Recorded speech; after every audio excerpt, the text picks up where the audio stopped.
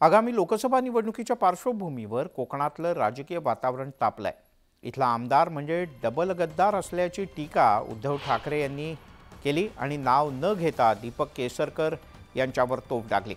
सिंधुदुर्गमधल्या सभेत ते बोलत होते। केसरकर यांच्याकडे पक्षाविषयी श्रद्धा नाही आणि थांबण्याची सबुरी सुद्धा नाही असंही ते म्हणाले।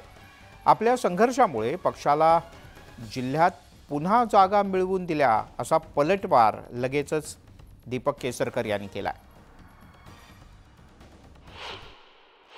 म्हणजे इथला डबल गद्दार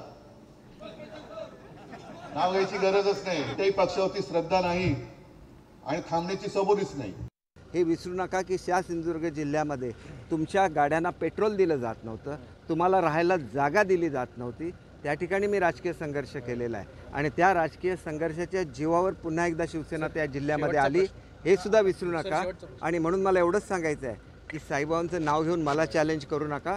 साईबाबांची शक्ती एवढी मोठी आहे की तुम्हाला ती तुमची जागा दाखवल्याशिवाय ते राहणार नाही।